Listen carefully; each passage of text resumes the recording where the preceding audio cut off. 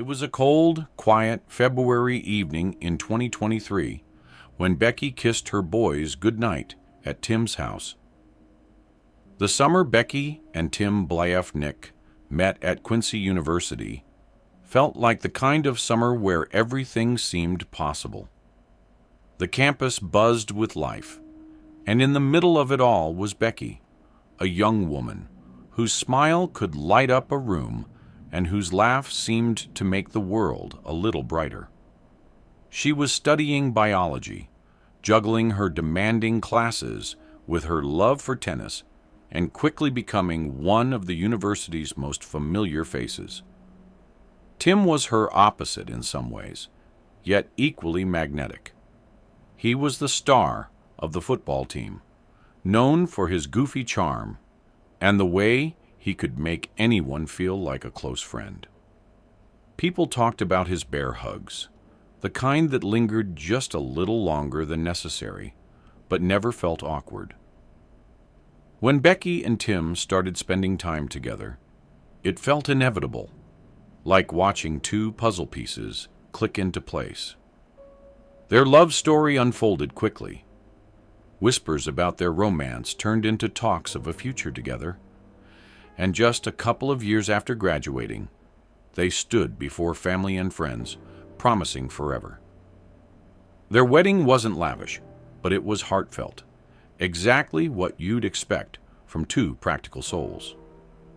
Instead of splurging on a grand honeymoon or a flashy ring, they saved their money to buy a modest home in Quincy, a quiet place to begin building their lives.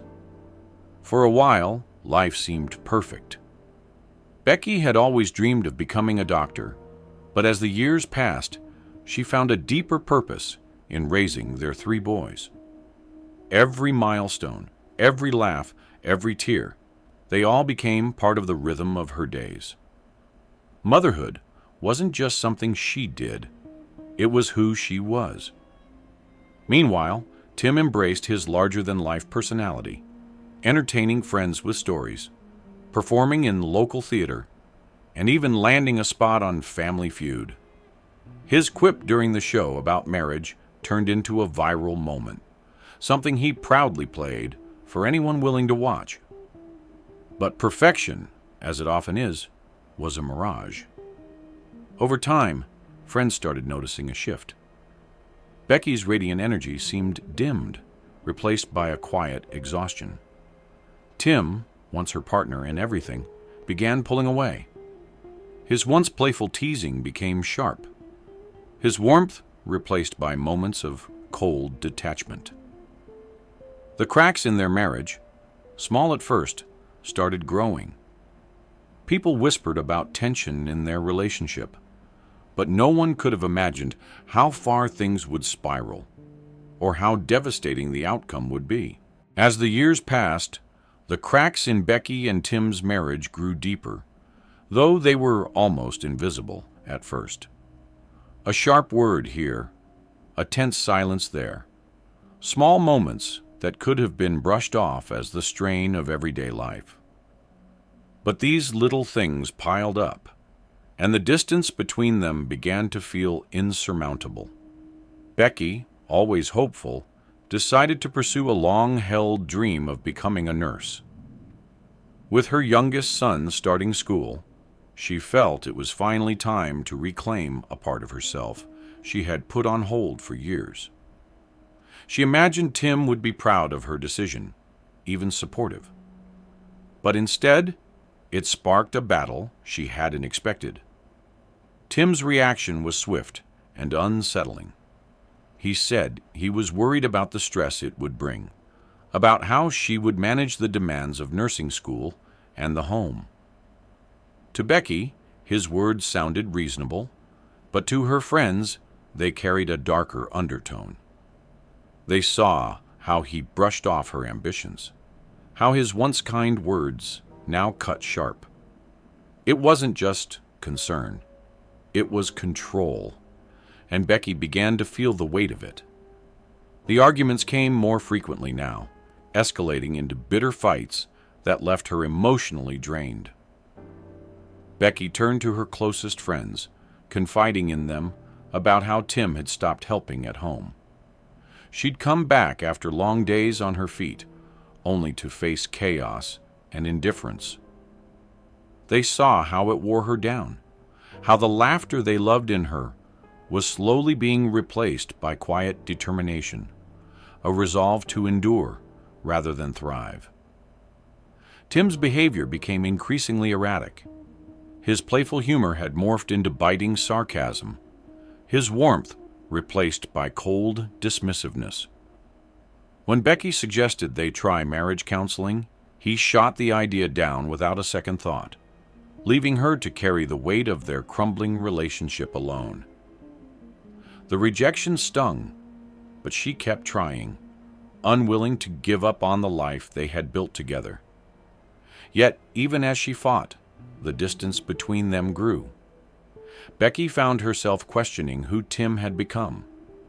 The man who once made her feel safe and cherished now felt like a stranger. His temper flared over the smallest things, and she began to notice the way his gaze lingered, not with love, but with something unspoken, something that left her uneasy. Then, one day in January 2021, the world shifted beneath her feet. Tim handed her divorce papers, catching her completely off guard. For all the struggles they had faced, Becky still believed they could find a way back to each other. But for Tim, the decision had already been made. He moved out of their home and into a house across town, leaving Becky to piece together the shattered remains of their life together. The divorce was anything but peaceful. What started as an attempt to separate lives civilly quickly spiraled into an all-out war. The custody of their 3 boys became the center of their battles, with neither Becky nor Tim willing to back down. Arguments over property and alimony only fanned the flames, turning what was left of their relationship into ashes. Friends and family watched with heavy hearts as the love that had once defined them dissolved into hostility and resentment. Tim's behavior became more unsettling as the legal process dragged on. He accused Becky of harassment and erratic behavior, even filing for an order of protection against her. In one particularly heated incident, he recorded her pounding on his car window during an argument outside their children's school. To outsiders, the footage might have seemed like evidence of Becky's instability, but to her closest friends, it was something far more calculated.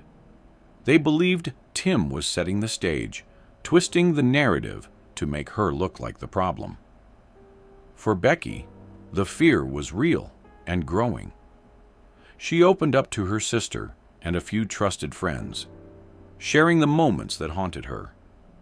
Tim had screamed at her in front of their boys, shoved her in anger, and hurled objects across the room in fits of rage. The man she once loved was unrecognizable, his temper sharp, his presence unpredictable. He had become a storm she couldn't escape. One message Becky sent to her sister left a chill in the air. "If anything happens to me, make sure they know it was Tim," she wrote. Those words carried a weight that couldn't be ignored. Her fears weren't without foundation. Just months earlier, a co-worker of hers had been killed by her partner. That tragedy only deepened Becky's sense of unease, forcing her to confront the reality that the danger might be closer than she wanted to believe. The paranoia followed her home. Neighbors came to her with alarming news. They had seen a shadowy figure on a bike circling her house late at night. Security cameras confirmed their stories, capturing fleeting glimpses of someone lurking in the darkness. Becky tried to brush it off, telling herself it was nothing, but the fear crept in. One night, she heard voices in her backyard, faint but unmistakable. She dismissed it as her imagination, but deep down, she wasn't sure. Desperate to feel safe, Becky filed her own order of protection against Tim, citing his unpredictable behavior and uninvited appearances at her home. But the court system offered no refuge. The judge denied both her request and Tim's, issuing a mutual restraining order that allowed them contact only for custody exchanges. It was a fragile line of defense that did little to ease Becky's growing fear. Each night, she found herself double-checking locks, jumping at shadows, and second-guessing every sound. The tension was suffocating, a constant pressure she couldn't shake. Friends pleaded with her to go to a domestic violence resource center, but Becky hesitated. Part of her still clung to the hope that Tim wouldn't cross that line, that the man she had once loved wouldn't become her greatest threat. And then came the final week before the divorce was set to be finalized. It was a week that would change everything. A week that would end in a tragedy too devastating to imagine. It was a cold, quiet February evening in 2023 when Becky kissed her boys goodnight at Tim's house. It was their turn to stay with their father, part of the custody arrangement. As much as she missed them on these nights, she used the time to catch her breath, planning for their fun-filled weekend together.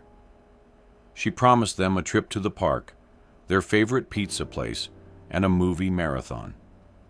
But Becky never showed up at their school the next day to pick them up. By mid-afternoon, concern turned into alarm. Becky's father, knowing how devoted she was to her children, immediately sensed something was wrong. He drove straight to her house, his heart heavy with worry. Pulling into the driveway, he noticed the eerie quiet. No lights on, no sign of movement. As he stepped inside, his voice echoed through the empty halls. "Becky?" he called out. His words met with silence. When he reached the top of the stairs and entered her bedroom, the sight stopped him cold.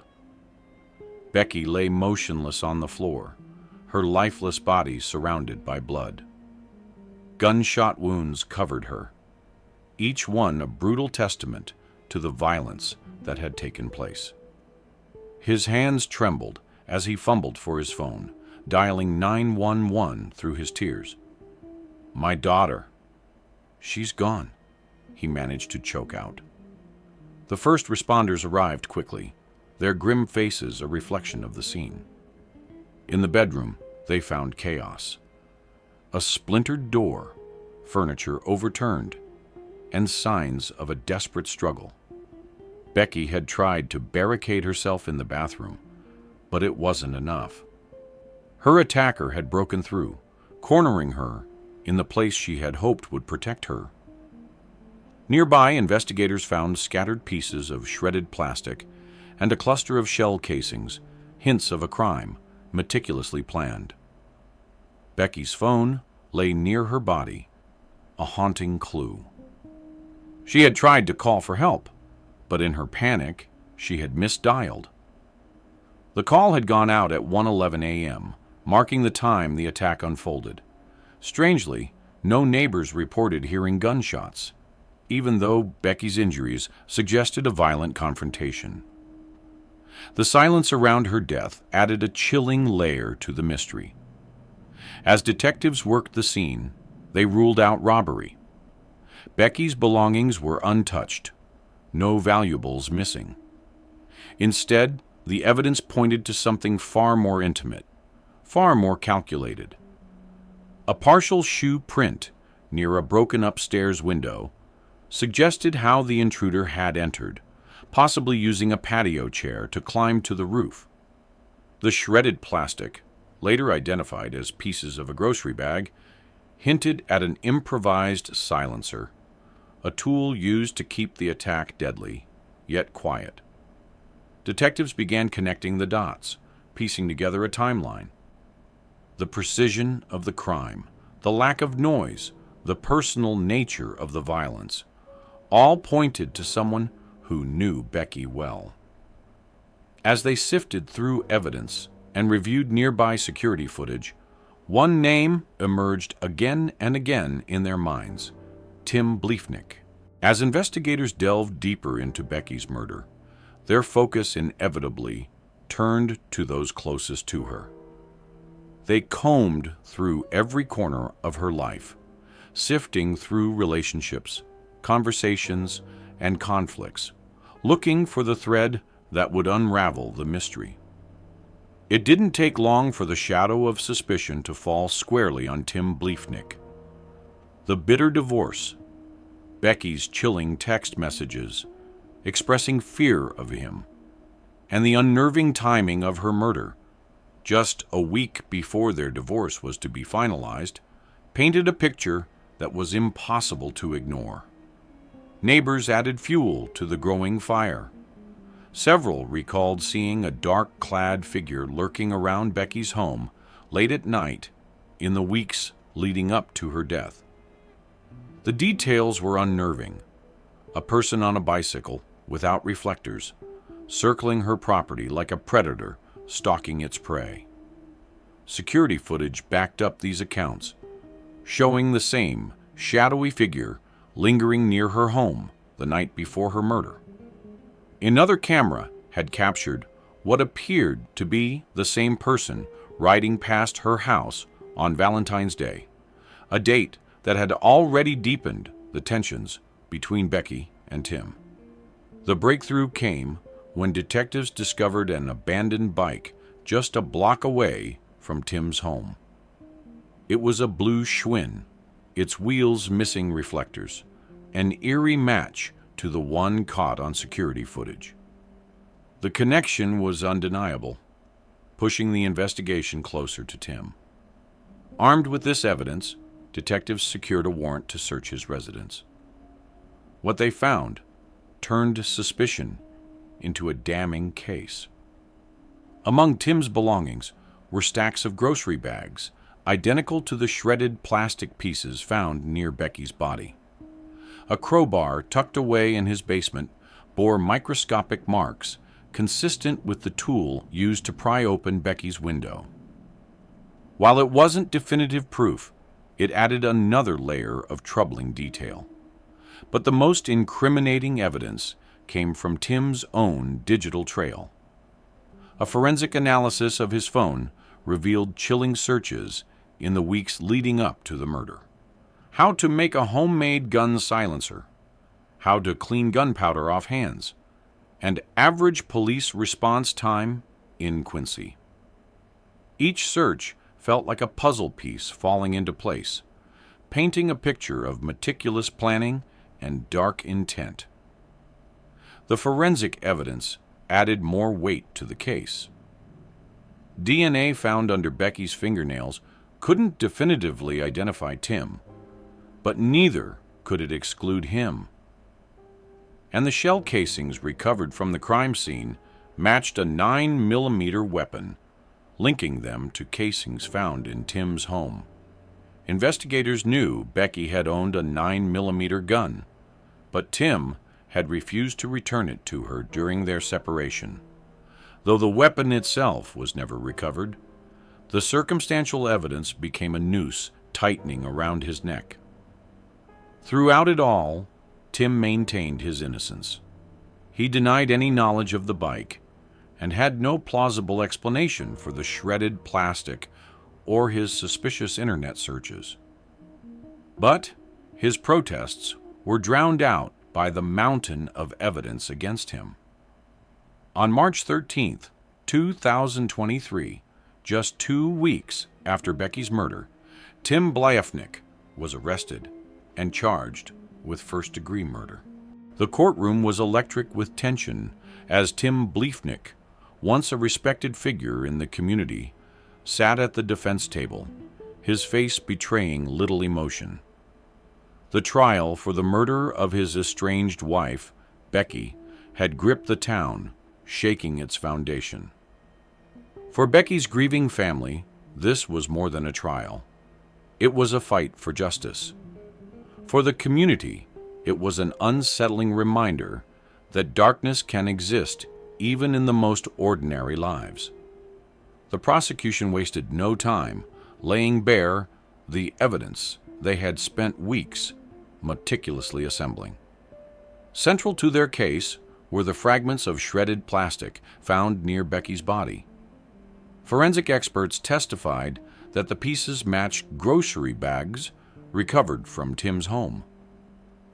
Prosecutors argued that Tim had used the bags to create a crude silencer, a calculated effort to muffle the sound of gunfire. The ballistic evidence was equally damning. Shell casings found at the scene were matched to those linked to a weapon Tim was known to possess, but had refused to return to Becky during their separation. It painted a chilling image of premeditation. The most unsettling piece of evidence, however, came from Tim's digital trail. Prosecutors highlighted internet searches pulled from his devices, showing a timeline of meticulous planning. How to make a homemade silencer, how to clean gunpowder off hands, and average police response time in Quincy were just a few of the terms that left the courtroom in stunned silence. As an expert explained the weight of these searches, the jury listened with grim expressions, the pieces of the puzzle falling into place. The trial's emotional peak came when Becky's friends and family took the stand. Her sister read aloud a series of texts Becky had sent in her final days, each one more haunting than the last. The message that lingered in everyone's minds was devastatingly clear. If anything happens to me, make sure they know it was Tim. When Becky's father recounted the moment he found her lifeless body, his voice cracked under the weight of his grief. His trembling hands and tear-filled eyes brought an unbearable heaviness to the room. The defense fought back, doing everything they could to cast doubt on the prosecution's case. They pointed to the lack of direct evidence. The murder weapon was never recovered, and there was no surveillance footage definitively placing Tim at the scene. They painted him as a man overwhelmed by the pressures of a bitter divorce, suggesting that the case against him was built on circumstantial evidence and assumptions. But the prosecution's closing argument cut through the doubt. They reminded the jury of the overwhelming weight of the evidence: the texts, the bike, the crowbar, the plastic fragments, and the damning searches. Each piece, on its own, might have raised questions, but together they formed a narrative too compelling to ignore. After 6 days of harrowing testimony, the jury deliberated for only 4 hours. When they returned, the verdict was clear: guilty. As the sentence of life in prison without parole was read aloud, the courtroom erupted in a mix of sobs and gasps. Tim sat motionless, his expression unreadable, while Becky's family held each other tightly, tears streaming down their faces. Their relief was palpable, but it came with a weight they would carry forever. The void left by Becky's absence could never truly be filled. The guilty verdict offered a sliver of justice, but for Becky's family, the pain was far from over. Her 3 boys, just 12 and 10 and 5, were left to navigate a world forever altered by their father's actions. In one devastating moment, they had lost both parents, one to death and the other to a prison cell. Their once lively home, once filled with laughter and warmth, now echoed with an unbearable silence. Becky's sister, now the boys' guardian and advocate, stepped into the void. Determined to protect them and keep Becky's memory alive, she became their rock. During the sentencing hearing, she delivered a victim impact statement that silenced the courtroom. Her voice, steady but heavy with emotion, cut through the tension as she addressed Tim directly. "You didn't just take Becky from us," she said, locking eyes with him. "You stole the innocence of your own children. They will carry this pain with them for the rest of their lives." Her words were a knife, piercing the illusion of closure and laying bare the ripple effects of his actions. Becky's death had sent shock waves through the town of Quincy. What seemed like a tragedy confined to one family became a cautionary tale for an entire community. Vigils were held in her honor, where neighbors and strangers alike lit candles and shared stories of Becky's kindness. Her colleagues at the hospital created a scholarship fund in her name to support young nurses, an effort to honor the compassion and dedication that had defined her life. Beyond the courthouse, Tim's conviction ignited fierce debates. Some clung to the idea of his innocence, arguing that the evidence was circumstantial. Others pointed to his erratic behavior, his chilling internet searches, and the overwhelming weight of the prosecution's case as proof of his guilt. For Becky's family, though, there was no room for doubt. They saw Tim's actions for what they were: cold, calculated, and unforgivable.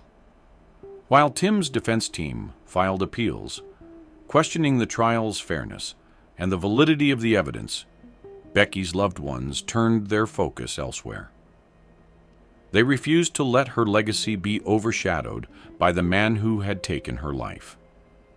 Instead, they celebrated her for what she had been: a loving mother, a devoted nurse, and a beacon of strength even in her most vulnerable moments. Her sister, now the boys' steadfast protector, made sure they never forgot their mother. At bedtime, she told them stories about Becky, how her laugh could brighten a room, how she always fought for their happiness, and how much she had loved them. Through those stories, Becky remained present, her memory a guiding light in their darkest moments. The tragedy left an indelible mark on Quincy. It served as a stark reminder of the hidden dangers that can lurk behind closed doors, even in a community that prided itself on closeness. Becky's case spurred conversations about recognizing the signs of domestic abuse and offering support to those who felt trapped. For her family, her death became more than just a heartbreaking loss. It became a mission. They vowed to share her story far and wide, hoping it would save others from the same fate. In the stillness after the trial, Becky's family found themselves struggling to comprehend the weight of their loss. The woman who had brought so much light into their lives, her laughter filling every corner of a room, her warmth making even the hardest days bearable, was gone. Her presence, once a constant source of love and strength, had become a memory. Yet, even in their grief, they knew they had a responsibility. Becky's story could not be forgotten. Her name soon became more than a memory. It became a movement.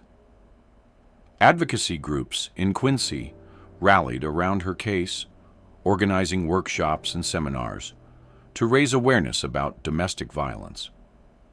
Becky's friends and colleagues, still reeling from the loss, stood in front of crowded rooms and shared her story. Not just the pain of her ending, but the beauty of her life. They wanted people to understand the importance of recognizing danger, seeking help, and speaking out before it was too late. The scholarship fund established in Becky's honor quickly grew, supported by heartfelt donations from across the country. It wasn't just a tribute. It was a way to ensure that her dream of helping others lived on.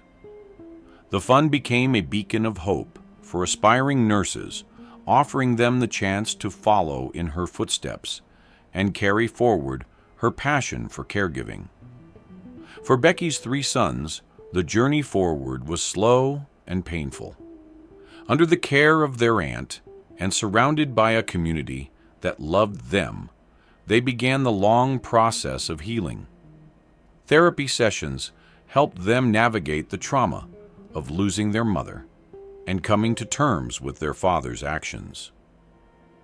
The love Becky had poured into them became their anchor, a steady reminder of her unwavering belief in them. Though they carried the scars of their loss, they also carried her love, a love that would guide them through the darkest moments. Tim, meanwhile, faded into the background. His appeals were rejected, his name slipping from the headlines. The once charismatic man who had captivated audiences on television was now a cautionary tale, a stark reminder of the destructive power of unchecked anger and control. His story served as a warning, but Becky's legacy became something far greater, a testament to resilience and hope. Over time, Becky's family found comfort in honoring her memory. Every year on her birthday, they gathered to celebrate her life. They laughed, they shared stories, and they made sure her sons never forgot who she was, a woman of courage, kindness, and endless love. Those gatherings became sacred, a way to keep her spirit alive in the hearts of those who loved her most. In Quincy, Becky's story became a symbol. Her name graced plaques, her memory woven into the fabric of the town. Through their grief, her family had found a purpose: to protect others from the same fate, to educate, and to ensure that Becky's voice never faded. Though Becky's life was cut tragically short, her impact endured. Her legacy shone in the aspirations of young nurses, in the resilience of her children, and in the conversations her story sparked. Becky Bliefnick's life became more than a memory. It became a light, guiding others toward hope, strength, and love. If Becky's story touched you, let her legacy inspire change. Speak up for those who can't, recognize the signs of domestic violence, and support organizations working to protect victims. Share this story to honor Becky and help raise awareness. Together, we can ensure her voice echoes far and wide. Don't forget to like, share, and subscribe for more stories that matter.